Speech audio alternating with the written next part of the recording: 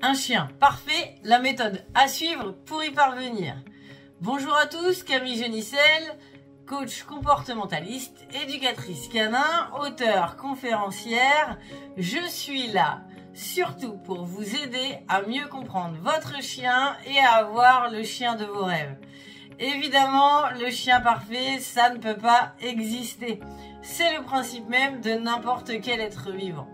Un être vivant ne peut pas être parfait, ni vous, ni moi d'ailleurs. On est très loin d'être parfait en règle générale. Et on en attend beaucoup trop souvent de nos animaux. Maintenant, je vais quand même vous donner des techniques qui vont vous permettre d'obtenir le chien, en tout cas, dont vous avez toujours rêvé. La première chose qui est très importante, beaucoup plus que ce qu'on ne le croit, ce sont les sorties. Votre chien a besoin de se promener en dehors du jardin. Vous verrez, je vous le dirai régulièrement, simplement c'est vraiment ce qu'il faut faire. C'est la solution miracle.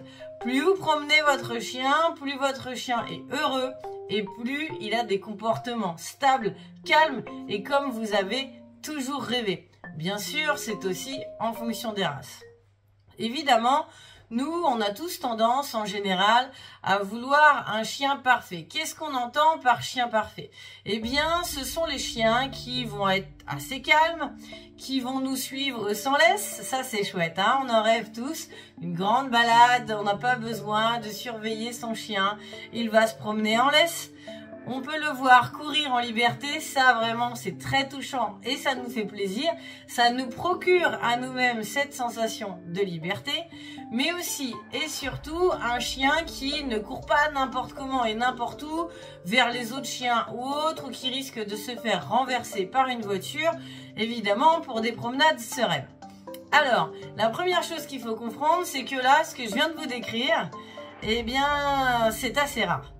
On prend modèle souvent sur ce genre de chien en se disant « Oh là là, ça va être chouette d'avoir un chien, il va être comme ci, comme ça va être top. » Sauf que la plupart des chiens ne sont évidemment pas comme ça et c'est quelque chose de normal et de naturel.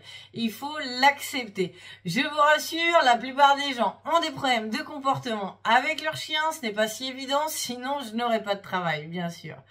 Le problème, c'est que l'on attend souvent de nos chiens qu'ils aient un comportement totalement parfait, même nous, encore une fois, nous ne pouvons pas avoir ce type de comportement et surtout, on attend presque de nos chiens qu'ils aient un comportement finalement de vieux chiens. Les vieux chiens qui ont 14, 13 ans, 15 ans, tout dépend de la race, eh bien, à ce moment-là, ils nous offrent enfin notre vie de rêve. Pas besoin de les tenir en laisse. Ils ne s'en vont plus à l'autre bout du champ ou ailleurs lorsqu'on les lâche. Et pour quelle raison? Eh bien tout simplement parce que physiquement, ils n'ont plus ce besoin énorme de dépenses physiques et surtout, ils n'en ont plus les capacités non plus. L'autre chose, c'est qu'ils ne vont plus chercher forcément la rivalité avec les autres chiens puisqu'ils sont vieux. À la fois, ils en ont plus besoin, ils savent qui ils sont et ils n'ont absolument pas besoin d'aller chercher ce genre de rapport de force avec les autres. Mais aussi et surtout, si ça dégénère un peu en bagarre, ils savent très bien que physiquement, ils sont plus vraiment au point. Alors ils font attention et n'ont plus du tout les mêmes comportements. Et finalement, sans qu'on s'en rende compte, on attend souvent de nos chiens qu'ils aient un comportement de vieux chien.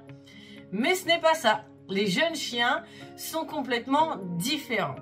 Alors, qu'est-ce qu'il faut faire d'autre avec un jeune chien? Donc comme je viens de vous le dire, la meilleure des solutions, c'est déjà de commencer par le fatiguer un maximum. Un chien fatigué est un chien heureux. Un chien fatigué est un humain heureux aussi, puisqu'il va être calme. C'est vraiment là-dessus qu'il faut que vous articuliez votre relation, surtout que pendant les promenades, votre relation se retrouve encouragée, renforcée. Vous vivez des moments ensemble et à ce moment-là, vous renforcez l'amour que votre chien peut avoir pour vous et vice-versa en même temps. C'est une pierre deux coups. En plus, ça entretient notre santé et c'est gratuit. Que demander de plus ? C'est assez simple comme astuce, c'est du bon sens, mais je vous assure que votre chien en sera transformé. Bien sûr, quand je dis sortir, je précise en dehors du jardin, n'est-ce pas? Ensuite, l'autre chose, c'est lui donner une bonne alimentation.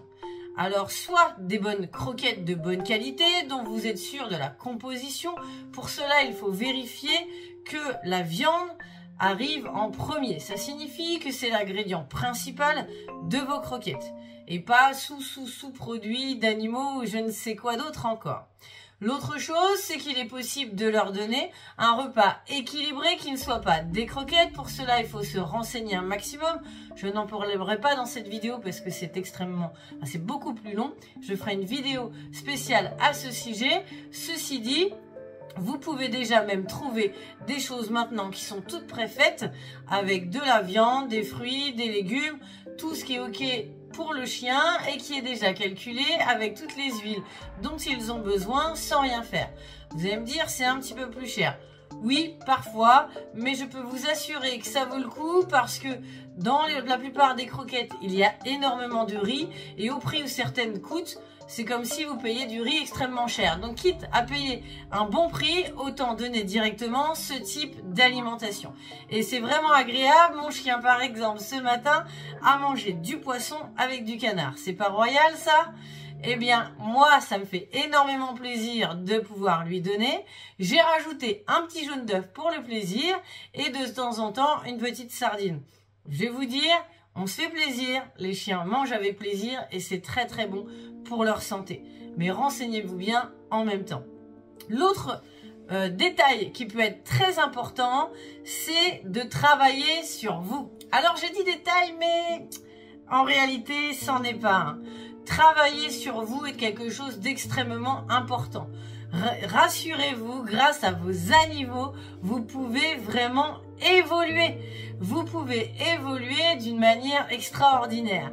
Vous connaissez un petit peu le développement personnel. Eh bien, c'est ça. Ils vont révéler un petit peu toutes vos peurs et toutes vos failles. Ce qui va vous permettre de devoir travailler dessus pour pouvoir mieux gérer vos émotions, mieux gérer votre relation avec votre chien. Vous l'avez tous remarqué, les chiens, dès qu'ils voient que nous avons peur, eh bien, ils réagissent justement dans le sens opposé. Ce week-end, j'ai aidé une famille avec 2 labradors. Et on a eu un exemple super extraordinaire. On était sur la plage et nos 2 chiens se promenaient régulièrement.